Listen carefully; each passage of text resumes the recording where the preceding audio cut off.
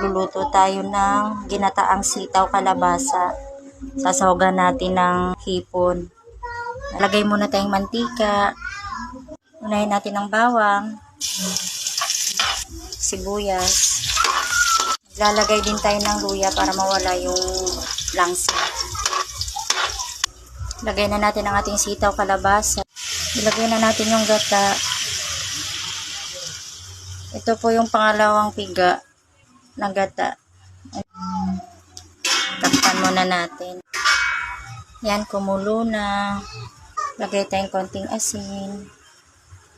Cubes. Lalagay din tayo ng seasonings. Lagay na natin tong ating sugpo. Hindi ko talaga siya sinasabay sa pag-isa kasi ayoko na overcook yung sugpo. Lagay na natin tong ating kakanggata.